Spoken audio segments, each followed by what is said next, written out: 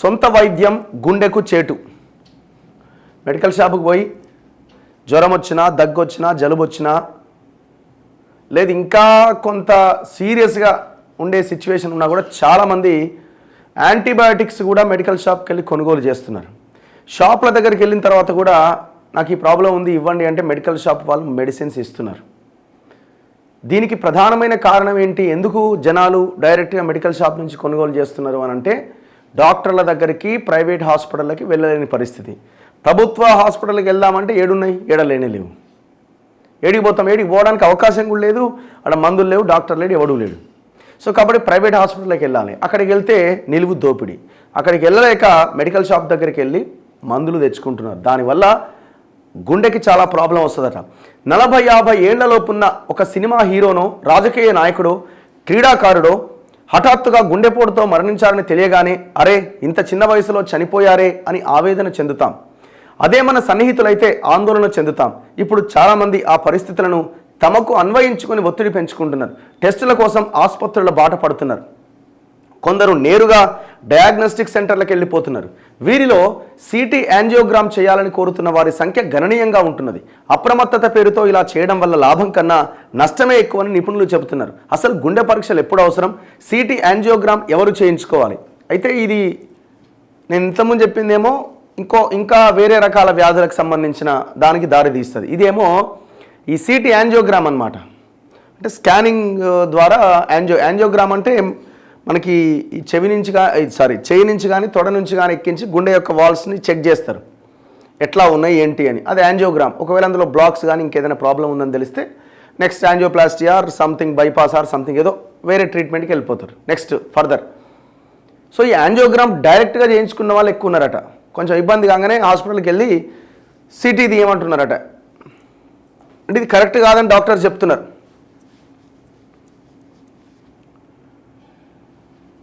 ఇది జనరల్గా అయితే సామాన్యులు ఎవరు యాంజియోగ్రామ్ ఈ సిటీ యాంజియోగ్రామ్ వైపు వెళ్ళరు. కొంత డబ్బులున్న వాళ్ళే ఎక్కువగా ఫోకస్ చేస్తూ ఉంటారు. అసలు యాంజియోగ్రామ్ అంటే కూడా జనాలకు తెలియదు. డాక్టర్ దగ్గరికి వెళ్తే డాక్టర్ ఏమైనా ప్రిస్క్రిప్షన్ రాస్తే తప్ప వాళ్ళకి తెలియదు. తెలిసిన వారికి గుండెపోటు వచ్చిందని తెలియగానే చాలామంది మాకు ఫలానా టెస్టులు చేయండి అని వైద్యులను అడుగుతున్నారట. ఇంకొంతమంది అయితే నేరుగా పరీక్షా కేంద్రాలకు వెళ్ళి సిటీ యాంజియోగ్రామ్ చేయాలని కోరుతున్నారు. ఇలా చేస్తున్న వారిలో ఎక్కువ మంది యువత, నడి వయస్కుల వారే ఉంటున్నారు. అందులో అందుబాటులో ఉంది కదా అని నేరుగా సిటీ యాంజియో చేయించుకోవడం వల్ల ప్రయోజనం కంటే నష్టమే ఎక్కువ. గుండె ఆరోగ్యం విషయంలో అప్రమత్తత అవసరమే, కానీ అనవసరమైన ఆలోచనలు మంచిది కాదంటున్నారు కార్డియాలజిస్టులట. ఈ సిటీ యాంజియో ఎప్పుడు చేయాలి? టీఎంటీ టెస్ట్లో పాజిటివ్ వచ్చింది, కానీ గుండెపోటుకు సంబంధించిన ఇతర లక్షణాలేమీ లేకపోతే సిటీ యాంజియో చేయాలని వైద్యులు సూచిస్తారు. ఫస్ట్ ఈసీజీ తీస్తాడు, తర్వాత 2D ఎకో తీస్తాడు, దాని తర్వాత టీఎంటీ తీస్తాడు. థ్రెడ్మిల్ టెస్ట్ ఉంటుంది కదా, వాక్ చేసేది. సో ఆ టెస్ట్లో కనుక పాజిటివ్ వచ్చి లక్షణాలు కనుక ఏమి కనబడకపోతే, ఇది పాజిటివ్ వచ్చింది నీకేమో లక్షణాలు లేవు ఇంకా అని ఇంకేదైనా కండిషన్స్ వేరేగా ఉంటే అప్పుడు డాక్టర్ రిఫర్ చేస్తాడు. ఒక వ్యక్తి ఛాతీ నొప్పితో అత్యవసరమైన పరిస్థితుల్లో హాస్పిటల్కి వచ్చిండు. ఈసీజీ అండ్ 2D ఎకో నార్మల్గా ఉన్నాయి, కానీ ఇది గుండెపోటు కాదు అని నిర్ధారించలేని పరిస్థితి. అప్పుడు ఏం చేయాలా? తక్షణ ఫలితాల కోసం తప్పనిసరిగా ఈ యాంజియోగ్రామ్ చేయాలి. కొందరు బైపాస్ ఆపరేషన్ చేయించుకున్న 10 ఏళ్ల తర్వాత డాక్టర్ దగ్గరకు వస్తారు. పాత రికార్డులు ఏవీ లేవు. ఇలాంటప్పుడు వారి గుండె ఆరోగ్యాన్ని అంచనా వేయడానికి ఇది అవసరమవుతుంది.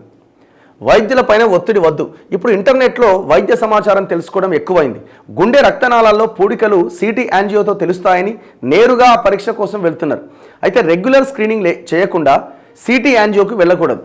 Lipid profile, ECG, 2D echo, TMT ఇలాంటి పరీక్షల తర్వాతే అవసరమైతేనే సిటీ యాంజియోగ్రామ్కు వెళ్ళాలి. నిపుణులైన వైద్యులు చెబితేనే ఈ పరీక్ష చేయించుకోవాలి. నిర్ణయించాల్సింది కార్డియాలజిస్టులే అని ఒక డాక్టర్ చెప్తున్నాడు. సిటీ యాంజియోగ్రామ్ చేయడానికంటే ముందు సిటీ కాల్షియం స్కోర్ టెస్ట్ చేస్తారు. ఇందులో గుండె రక్తనాళాల్లో కాల్షియం నిల్వల గురించి తెలుస్తుంది. అందులో ఫలితాలు బట్టి సిటీ యాంజియో చేస్తారు.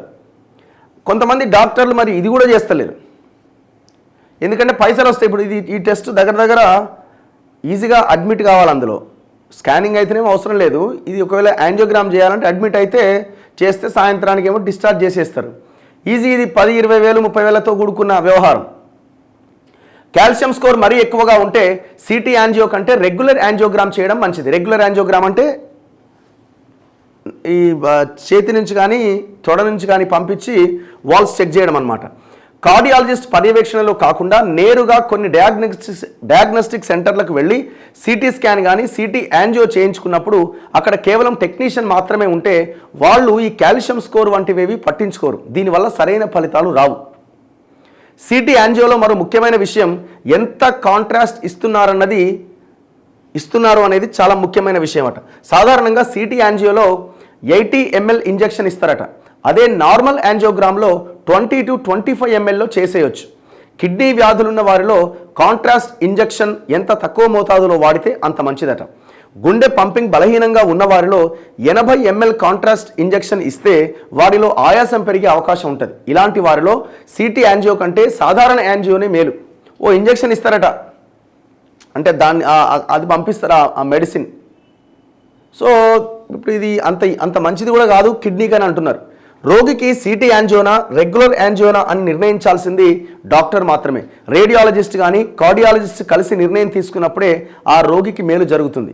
సో కాబట్టి ఎవరు పడితే వాళ్ళు డయాగ్నోస్టిక్ సెంటర్కి వెళ్ళి నాకు సిటీ యాంజియో చేయండి అని అడగొద్దట.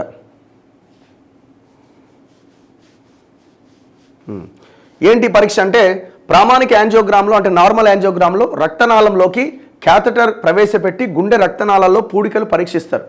ఒకవేళ బ్లాక్స్ ఉంటే స్టెంట్ కూడా వేస్తారు. దీనికోసం ఒకరోజు హాస్పిటల్లో చేరాల్సి ఉంటుంది. ఈ ప్రక్రియలో కొంత రిస్క్ ఉంటుంది. సిటీ యాంజియోను సాధారణ స్కానింగ్ మాదిరిగానే చేయించుకోవచ్చు. దీనికోసం హాస్పిటల్లో చేరాల్సిన అవసరం లేదు. కొందరు సిటీ యాంజియోను పదే చేయించుకుంటూ ఉంటారు. ఇది సరికాదు. ఒక సిటీ 20 ఎక్స్రేలతో సమానం. ఇలా పదే చేస్తే రేడియేషన్ ముప్పు కూడా ఉంటుంది. ఇట్లా ఈ హెల్త్కి సంబంధించిన విషయం కాబట్టి నేను మొత్తం వివరించే ప్రయత్నం చేస్తూ ఉన్నా. ఎక్కువ మందిలో తిండి గాడి తప్పింది, నిద్రపోతలేరు, శారీరక శ్రమ లేదు, మానసిక ఒత్తిడి పెరిగిపోయింది. ఏమొస్తుంది? గుండెపోటే వస్తుంది. 30-40 ఏళ్ల వయసులోనే అధిక రక్తపోటు, షుగరు, ఊబకాయం వంటి జీవనశైలి రుగ్మతల బారిన పడుతున్నారు. హార్ట్ అటాక్స్కి మెయిన్ రీజన్ హెరిడిటీ. ఇవన్నీ ఒక ఎత్తు అయితే లైఫ్ స్టైల్లో వస్తున్న చేంజెస్ ప్రధానమైన కారణంగా 90% అదే.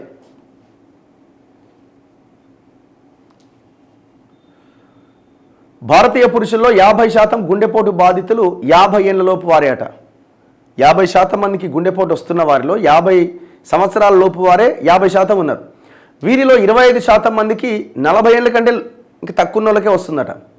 సాధారణంగా 40 ఏళ్ళు దాటిన వారు క్రమం తప్పకుండా ఏడాదికి ఒకసారి జీవక్రియలకు సంబంధించిన పరీక్షలు ఈసీజీ కానీ 2D ఎకో కానీ టీఎంటీ వంటి పరీక్షలు చేయించుకోవాలట. ఏడికి పోవాలా? ఇప్పుడు ఈసీజీ తక్కువనే అయిపోతుంది, 100-200 అయిపోతుంది. 2D echo 2000 అయిద్దేమో. టీఎంటీ మళ్ళీ దానికో 1000-2000 అవుతుంది. ఇప్పుడు అది ఏడికి పోవాలా? కార్డియాలజిస్ట్ దగ్గర. ఆయన ఫీజు ఎంత? 1000 రూపాయలు.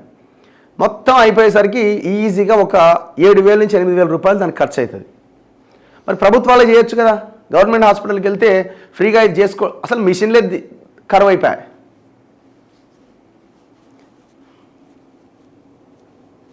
ఇగో ఆయన అన్నింటికంటే ముఖ్యంగా మీ జనరేషన్లో అంటే మీ జనరేషన్లో మీ కుటుంబంలో ఎవరికైనా గుండెపోటు చరిత్ర ఉంటే 35 ఏళ్ల నుంచి ఏడాదికి ఒకసారి పరీక్షలు తప్పకుండా చేసుకోవాలన్నట. వీటితో పాటు సిటీ యాంజియోగ్రామ్ పరీక్ష కూడా చేయించుకోవాలి. ఈ పరీక్ష నార్మల్గా ఉంటే మళ్ళీ 5 ఏళ్ల వరకు ఈ పరీక్షతో పని లేదు. మిగిలిన పరీక్షలను మాత్రం ఏడాదికి ఒకసారి చేయించుకుంటే చాలు. హెరిడిటీ వల్ల కూడా వస్తుంటుంది. చాలామంది వాళ్ళ జనరేషన్ చెక్ చేస్తే అట్లా ఉన్న వాళ్ళు ఉంటారు.